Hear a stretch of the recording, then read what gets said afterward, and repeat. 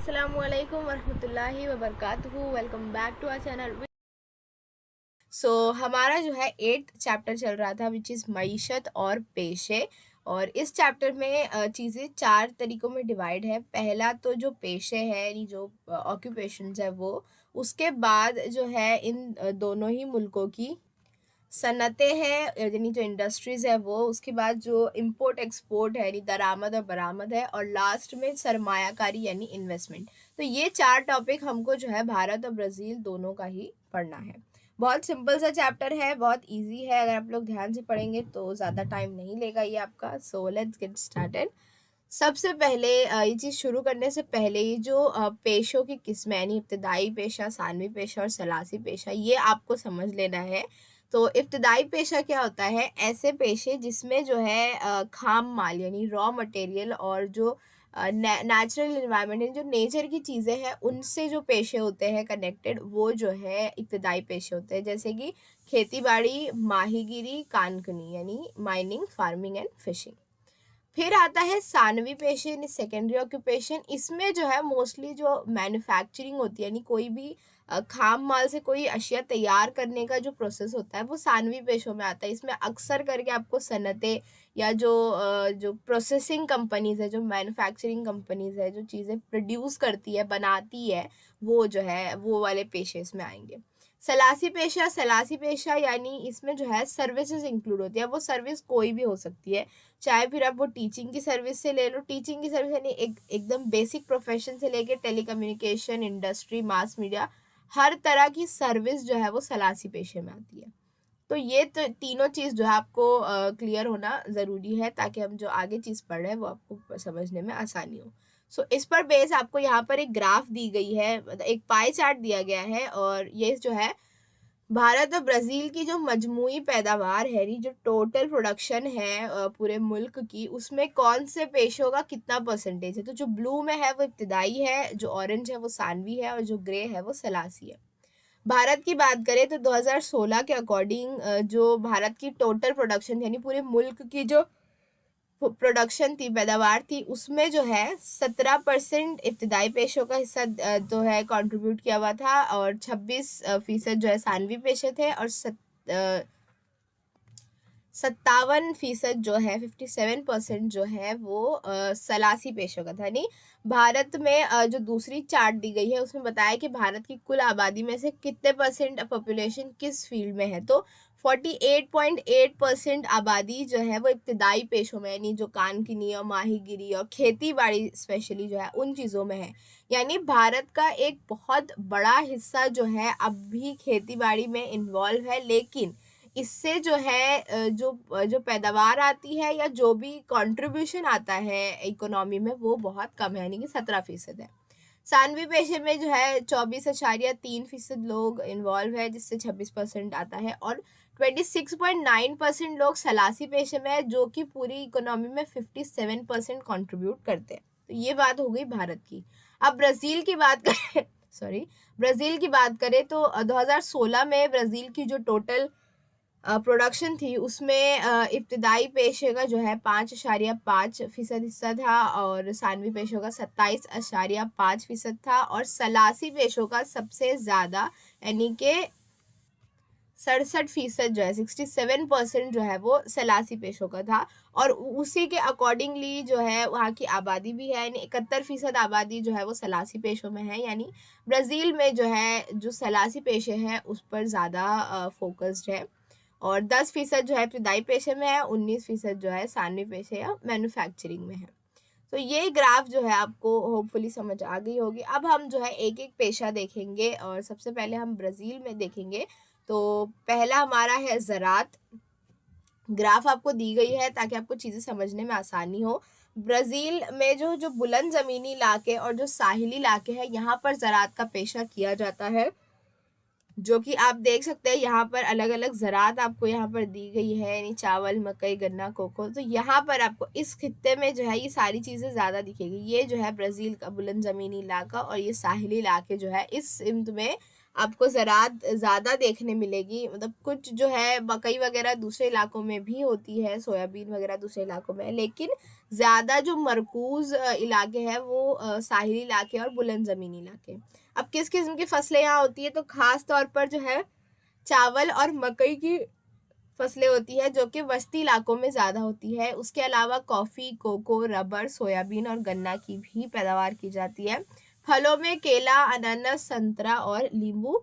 और ब्राज़ील जो है जो पूरी दुनिया में जो है कॉफ़ी और सोयाबीन की पैदावार करने में एकदम टॉप पर है। और कॉफ़ी की पैदावार आप यहाँ देख सकते हैं, कोको जो बना हुआ है ये जो है मिनास जेराइस और साओ पाउलो, ये जो इलाका है यहाँ पर ही कॉफ़ी की पैदावार बहुत बड़े पैमाने पर की जाती है। ये चीज़ जो आप स्क्रीनशॉट ले सकते हैं, ये एज अ नोट्स भी आपको रेफर करने में आसानी होगी कि बुलंद ज़मीनी इलाके और साहिली इलाकों में ज़राअत का पेशा ज़्यादा किया जाता है।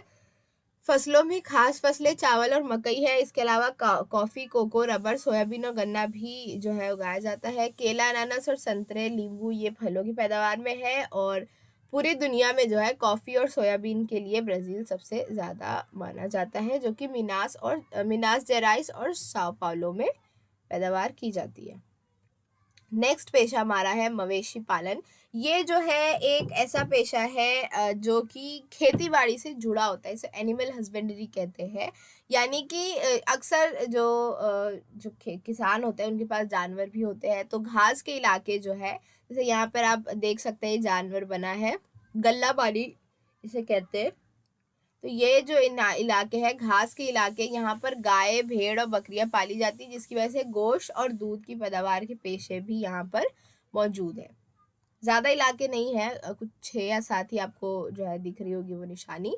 तो ये मवेशी पालन है। उसके बाद जो है कानकुनी आता है, यानी कि माइनिंग। तो ब्राज़ील का जो मशरकी हिस्सा है वो मादनी दौलत से माला माल है।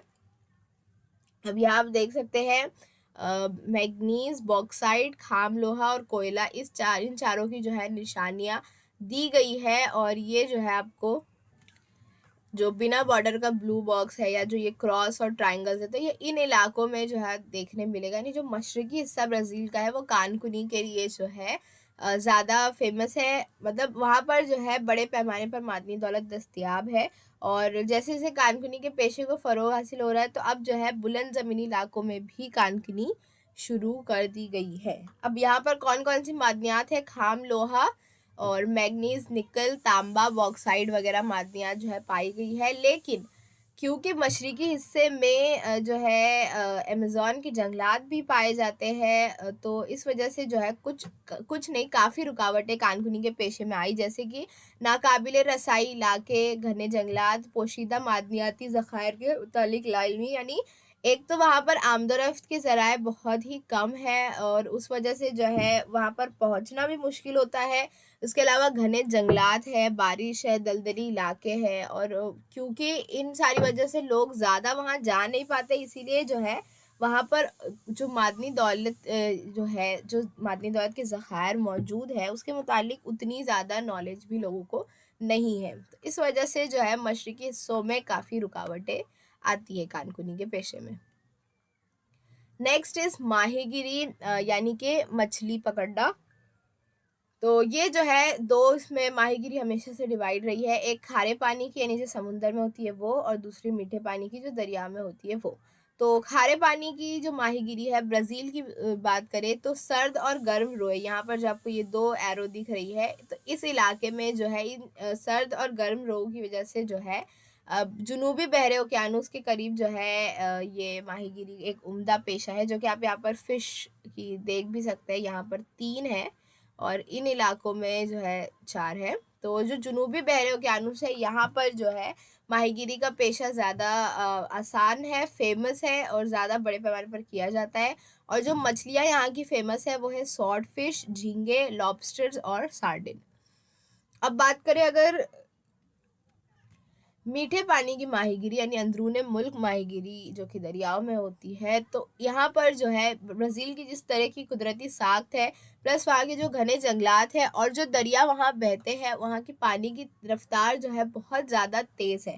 चाहे आप अमेज़न की बात करें या दूसरी दरियाओं की, तो उसकी जो रफ्तार है वो बहुत तेज़ है। इस वजह से जो है मीठे पानी की माहीगिरी यहाँ पर पॉसिबल नहीं हो पाती है। सो ये चारों जो है ब्राज़ील के प्रोफ़ेशन थे। अब जो है हम भारत के इब्तिदाई पेशे देखेंगे और इसमें सबसे पहले हमको ज़राअत है। ज़राअत भारत का सबसे कदीम पेशा है, सबसे ज़्यादा जो है किया जाने वाला पेशा है। पूरी मजमूई मुल्की पैदावार में भी जो है इसका सबसे ज़्यादा हिस्सा होता है। 60% इलाके जो है वो ज़ेर काश्त है और कुल आबादी की तकरीबन 48.8% लोग जो है वो ज़राअत में इन्वॉल्व हैं। यानी कि भारत का एक बड़ा हिस्सा जो है वो एग्रीकल्चर है, अब भी आज के दौर में भी। क्यों क्यों है? क्योंकि भारत में मैदानी इलाके हैं बड़े और ज़रख़ेज़ मिट्टी के मैदानी इलाके हैं, वहाँ की आबो-हवा भी जो है सूटेबल है और आबो-हवा बदलती रहती है, इस वजह से अलग-अलग किस्म की जो है फसलें यहाँ उगाना मुमकिन हो पाता है। अब यहाँ के अहम फसलें जो है गेहूँ, चावल, जवार, बाजरा और मकई। इसके अलावा जो नकदी फसलें हैं जैसे चाय, गन्ना, कॉफ़ी, कपास, रबर, पिटसन ये सब भी जो है इनकी फसलें भी की जाती है और ये अक्सर करके जो है दूसरे मुल्कों में भेजा ही जाता है। मुख्तलिफ़ किस्म के फल, मसालों के अज्जा और सब्जियों की भी पैदावार भारत में की जाती है। यानी कि भारत में क्योंकि बहुत बड़ा इलाका जो है वो ज़ेरे काश्त है, यानी काश्तकारी में इस्तेमाल होता है, इसलिए यहाँ पर जो है और आबो-हवा भी बदलती रहती है, इसलिए यहाँ पर बहुत सी मुख्तलिफ़ किस्मों की फसलें, मुख्तलिफ़ किस्म के फल, सब्जियाँ जो है वो उगाई जाती है। तो ये भारत और ज़राअत था। इसके बाद जो है माहीगिरी देखेंगे भारत में, तो यहाँ पर भी जो है हम 2 तरीके से डिवाइड किए हैं, मीठे पानी की और खारे पानी की माहीगिरी। और क्योंकि एक ये ग़िज़ा का एक अहम जुज़ है मछलियाँ। इसके अलावा जो है जो लोग साहिली इलाकों के करीब बसे हैं, जो दरियाओं किनारे भी बसे हैं, उनके लिए एक रोज़गार का मौका भी है। प्लस हम जानते हैं कि मछलियों से या जो भी समुंदरी ग़िज़ाई अज्जा होते हैं, उसमें जो है बहुत से न्यूट्रिएंट्स होते हैं, तो उस वजह से तग़ज़िया का मियार बढ़ाना और ज़र मुबादला हासिल करना, यानी कि मछलियों को जो है दूसरे मुल्कों में एक्सपोर्ट करके जो है फ़ॉरेन करेंसी अपने मुल्क लाना। तो ये सारी वजूहात की बिना पर माहीगिरी को जो है यहाँ पर फ़रोग़ हासिल होने लगा। अब जो है पहले हम देखते हैं समुंदरी पानी की माहीगिरी, यानी कि खारे पानी की माहीगिरी। तो भारत को तकरीबन 7,500 किलोमीटर का साहिली इलाका दस्तयाब है और इसमें जो है माहीगिरी का जो 40% है, यानी टोटल जो माहीगिरी है उसका 40% जो है वो उस खारे पानी से, यानी समुंदर के पानी से जो है हासिल किया जाता है। कौन-कौन से इलाके हैं? केरला, मगरबी बंगाल, उड़ीसा, आंध्र प्रदेश, तमिलनाडु, गोवा और महाराष्ट्र, यानी बहरे अरब और बहरे बंगाल के जो है लगे हुए रियासतें हैं। यहाँ पर जो है समुंदरी पानी की माहीगिरी की जाती है। बहरे अरब से जो है सार्डिन मछली, बांगड़ा, बोम्बिल, सुरमई, पापलेट, झींगे वगैरह की अक़साम जो है पाई गई है और ये सारे नाम आपके लिए कोई नए नाम नहीं होंगे। और बहरे बंगाल में क्लोपिड्स, रावस, ये जो मछलियाँ थी ये बहुत बड़े पैमाने पर जो है इनकी माहीगिरी की जाती है, ये वहाँ की फ़ेमस है। अब मीठे पानी की बात करें, अंदरूनी मुल्क माहीगिरी की बात करें, तो इसमें जो है मीठे पानी की रावस यानी कि चोपड़ा, रोहू और कटला, ये जो मछलियाँ हैं ये फ़ेमस है और टोटल जो है 60% जो माहीगिरी है वो मीठे पानी की माहीगिरी की जाती है। यानी आपको यहाँ पर याद ये रखना है कि भारत में जो है 40% खारे पानी की और 60% मीठे पानी की माहीगिरी होती है और कौन-कौन सी मछलियाँ किन-किन इलाकों से मिली है वो आपको याद रखना है। ये थी भारत में माहीगिरी। नेक्स्ट इज़ कानकुनी। कानकुनी भारत में जो है मादनियात भी बड़े पैमाने पर जो है पाई गई है। मादनियात का ख़ज़ाना जो है, छोटा नागपुर की जो सतह मुर्तफ़ा है, इसे मादनियात का ख़ज़ाना कहा जाता है। ये चीज़ आपको याद रखनी इम्पोर्टेंट है। अब जो कोयले की कानकुनी है वो मशरक़ी महाराष्ट्र में और छत्तीसगढ़ के कोरबा इलाके में होती है। फिर जो मादनी तेल है वो आसाम के दिगबोई इलाके में, महाराष्ट्र में मुंबई और गुजरात में केलोल, कोयाली और जो बहिरे बंगाल में दरियाए गोदावरी है उसके दहाने पर, इन जगहों पर जो है, इन 4-5 जगहों पर जो है मादनी तेल की कानकुनी है। और कड़पा पत्थर जो है या संगमरमर जो है वो आंध्र प्रदेश में होता है। तो ये जो है कुछ इम्पोर्टेंट कानकुनी के इलाके थे भारत के।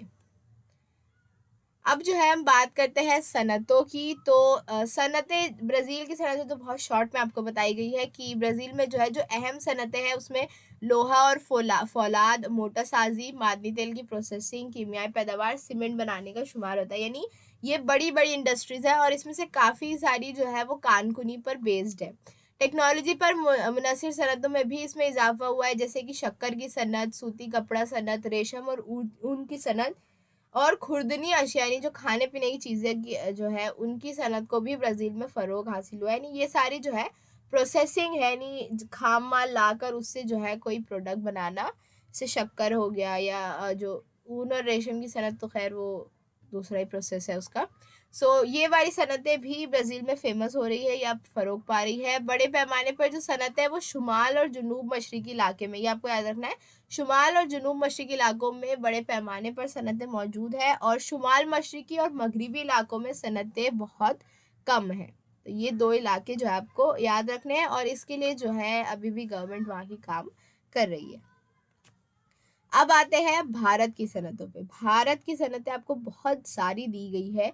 तो सबसे पहले तो भारत में कोई ऐसा इलाका नहीं है कि इस इलाके में बहुत सनती फ़रोग़ हो रहा है और मतलब ऐसा सिमिलैरिटीज़ नहीं है कि अगर इस इलाके में इतना फ़रोग़ हो रहा है तो सेम चीज़ जो है दूसरे इलाके में भी हो, यानी कि इक्वल नंबर्स नहीं है, गैर मसावी तक़सीम है। क्यों गैर मसावी तक़सीम है? क्योंकि खाम माल जिस जगह जो है जैसे मिल जाते हैं उसके हिसाब से इंडस्ट्री कायम की जाती है। तवानाई के ज़राए मिलने चाहिए, स्पेशली बिजली के ज़राए, और माशी और वसाइल और तलब जहाँ पर जिस तरीके से होगी वो। प्लस एक और चीज़ ये कि जो इलाका होता है खाम माल का, अगर कानकुनी की बात करें, जो इलाका होता है खाम माल का उसके करीब में ही जो है सनतें कायम की जाती है ताकि जो है लाने ले जाने में ज़्यादा काम ना बढ़े। तो ये सारी वजूहात की बिना पर किसी जगह पर जो है ज़्यादा चीज़ें दस्तयाब हो जाती हैं तो वहाँ उस किस्म की इंडस्ट्री है, किसी जगह पर कुछ ज़राए नहीं है तो वहाँ पर इंडस्ट्री कम है या नहीं है। तो ये जो है गैर मसावी तक़सीम की वजह है भारत में। आप मैप में भी देख सकते हैं। और अब जो है हम बात करते हैं धात साज़ी की सनत, जो है इंडस्ट्री जो कि कानकुनी या मादनियात के ज़ख़ायर पे मौजूद है।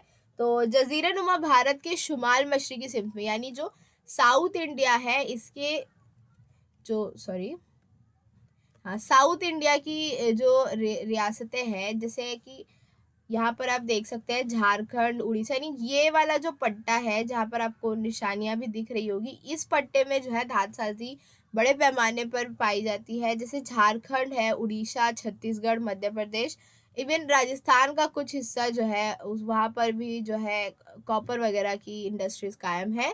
और कर्नाटक और तमिलनाडु, इन इलाकों में जो है बड़े पैमाने पर धातसाज़ी की सनतें मौजूद हैं, जो कि आपको सिंबल्स भी दिख रहे होंगे। अब इन इलाकों में कोयला और लोहे के कज़ात के ज़ख़ायर भी मौजूद है, इसीलिए यहाँ पर लोहा और फ़ौलाद की इंडस्ट्रीज़ भी मौजूद है। जो स्टील इंडस्ट्री है वो भी इन इलाकों में मौजूद है। प्लस एक और चीज़ ये कि यहाँ पर जो है दामोदर और महानदी की वादी में आबी बिजली है, जो आप लोगों ने साइंस 2 में पढ़ा होगा, आबी बिजली के मरकज़ है। प्लस हीराकुड मंसूबा जो डैम है वो, और हरारती बिजली भी है। तो यहाँ पर जो है बिजली के मराकज़ भी मौजूद है, इस वजह से सस्ती और मुसलसल बिजली जो है वो इंडस्ट्रीज़ के लिए दस्तयाब है। इसके अलावा, यानी इन इलाकों के अलावा, राजस्थान में तांबा, सीसा और जस्त, कर्नाटक में लोहा, फ़ौलाद और मैंगनीज़, एल्यूमीनियम, और तमिलनाडु में एल्यूमीनियम, इन धातों पर या इन मादनियात पर बेस्ड जो है इंडस्ट्रीज़ कायम है। तो ये चीज़ जो है आपको याद रखनी है। नेक्स्ट इज़ जो दीगर सनतें हैं, जैसे कि ज़राअत पर मुनहसर जो सनतें हैं, जैसे कपास, पटसन और शक्कर है, इसके ये जो है महाराष्ट्र में और उत्तर प्रदेश में शक्कर की सनत, मगरबी बंगाल में पटसन की सनत वगैरह मौजूद है। तो ये जो है ज़राअत पर मुनहसर हो गई। उसके बाद जो जंगलाती इलाकों के ऊपर जो बेस्ड है, जैसे कागज़ है, प्लाईवुड, माचिस की डब्बी, राल, लाख, लकड़ी की अशिया, ये सारी जो है जो जंगलाती इलाके हैं उसके करीब पर जो है इस पर बेस इंडस्ट्रीज़ मौजूद है।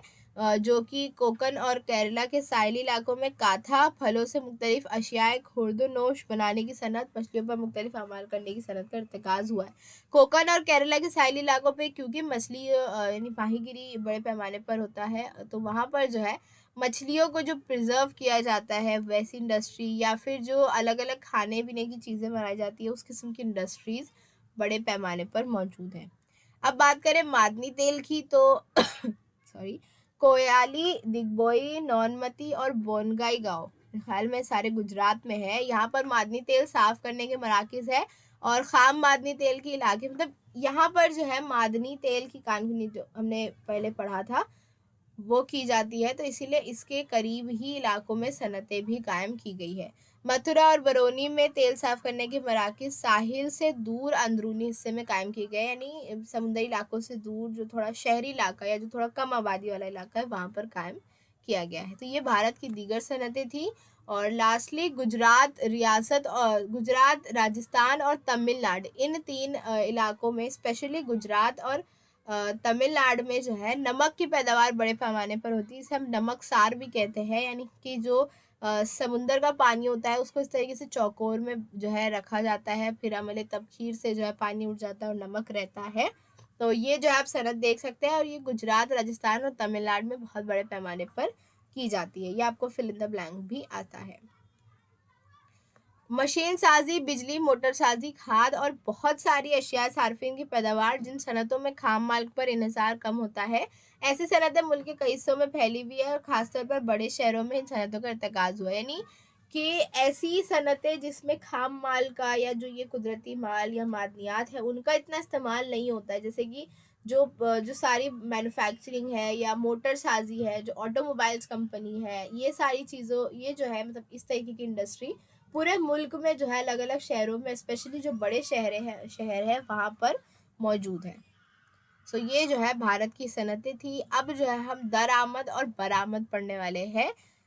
बहुत कंफ्यूजन होता है लोगों को ये याद रखने में। तो दरामद यानी कि imports brings good service into a country from abroad for sale, यानी कि अपनी कंट्री में चीज़ें आएगी। दर आमद, दर यानी दरवाज़ा, तो समझिएगा कि दरवाजे से कोई अंदर आएगा।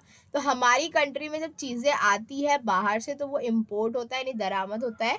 और बरामद यानी कि एक्सपोर्ट जो है वो बाहर, इस तरीके से याद रखने का कि हमारी कंट्री की चीज़ें जो है दूसरे मुल्कों में भेजी जाती है। तो अब यहाँ पर जो है हमको भारत और सॉरी भारत नहीं, ब्राज़ील का जो है हमको एक ग्राफ दिया गया था। भारत और ब्राज़ील के दरमियान जो इम्पोर्ट एक्सपोर्ट्स हुआ है, यानी उन दोनों के दरमियान जो तिजारत हुई है वो हमको यहाँ पर जो है दी गई थी एक ग्राफ। और जैसा कि आप ग्राफ में देख सकते हैं, जो पिंक वाली लाइन है वो ब्राज़ील की जानिब से होने वाली बरामद, यानी कि ब्राज़ील ने जो चीज़ें भेजा है भारत को वो है। और जो ब्लू लाइन है वो जो है ब्राज़ील को की जाने वाली दरामद, यानी ब्राज़ील ने भारत से जो चीज़ें लिया है वो है। तो जो है आप ग्राफ देखकर खैर समझ ही सकते हैं कि ब्राज़ील ने जो है भारत से ज़्यादा चीज़ें लिया है, यानी ये भारत से जो है बहुत सी चीज़ें ब्राज़ील में तिजारती जो है वजूहात की बिना पर नहीं दी गई है। यानी भारत ने तिजारत ज़्यादा किया है ब्राज़ील से, यानी चीज़ें ज़्यादा उस तरफ जो है भेजा है। ये आप इस ग्राफ से कंक्लूड कर सकते हैं। वैसे इतनी इंपॉर्टेंट ग्राफ है नहीं है, आपको अगर पूछा भी जाएगा तो सिर्फ इस पर बेस्ड जो क्वेश्चन आंसर आता है वही पूछा जाएगा, यानी ग्राफ देख के जो सवाल जवाब होता है वो। बस आपको कंसेप्ट ये समझाना था दरामद और बरामद का। तो भारत जो है ब्राज़ील जो है खास तौर पर खाम लोहा, कॉफ़ी, कोको, कपास, शक्कर, संतरा, केला वगैरह बरामद किया जाता है। ये सारी चीज़ें जो है ब्राज़ील दुनिया को बेचता है। और मशीनी आलात, कीमियाई अशिया की खाद, गेहूँ, मोटर गाड़ी, मादनी तेल और ग्रीस, ये सारी चीज़ें ब्राज़ील अपने मुल्क में दुनिया से खरीदता है। इसके जो अहम तिजारती शिरकतदार है, यानी कि जो अहम का जो मुल्क है इसकी तिजारत में, वो है जर्मनी, रियासत हाय मुत्तहदा अमेरिका यानी USA, Canada, Italy, Argentina, Saudi Arabia और भारत। अब भारत की बात करें तो भारत सबसे पहले तो जो मसालों के लिए फेमस है वो है ही, यानी चाय, कॉफ़ी, मसाले, चमड़े की अशिया, खाम लोहा, कपास, रेशमी कपड़ा, आम वगैरह जो है भारत दुनिया भर में बेचता है। और मादनी तेल यानी पेट्रोलियम, मशीनी आलात, मोती, जवाहिर, सोना, चांदी, कागज़ और दवाएं, ये भारत जो है दुनिया भर से अपने मुल्क में लेकर आता है, यानी दरामद करता है। तिजारती शिरकतदार जो है बरतानिया उज़्मा यानी कि यूनाइटेड किंगडम, यूके, इंग्लैंड, रियासत हाय मुत्तहदा अमेरिका, यूएसए, जर्मनी, जापान, चीन, रूस जो है भारत के खास तिजारती शिरकतदार है। तो ये चीज़ भी जो है आपको याद रखनी है। लास्टली जो हमारा वो है इन्वेस्टमेंट, यानी भारत की कंपनियों ने ब्राज़ील में कहाँ इन्वेस्ट किया है और ब्राज़ील की कंपनियों ने भारत में कहाँ इन्वेस्ट किया है। तो भारत की कंपनियों ने जो है ब्राज़ील में बड़े पैमाने पर सरमायाकारी की है और बहुत से सनती मराकज़ कायम किए हैं। ये जो फ़ील्ड में इन्होंने इन्वेस्ट किया है वो है इत्तलाती और तकनीकी उलूम यानी आईटी सेक्टर, दवासाज़ी, तवानाई, ज़रई पेशे, कारकुनी, इंजीनियरिंग और मोटरसाज़ी। अब ब्राज़ील की बात करें तो भारत के मुकाबले में ब्राज़ील ने काफ़ी महदूद सरमायाकारी की है और ये जो है भारत की मोटर गाड़ी और इत्तलाती और तकनीकी उलूम यानी आईटी सेक्टर, कानकुनी, तवानाई, पाताबा यानी जूते-चप्पल की जो है वो और हयाती ईंधन, इन सारे शोबों में जो है ब्राज़ील ने सरमायाकारी की है, यानी कि इन्वेस्ट किया है, अपने पैसे लगाए हैं। सो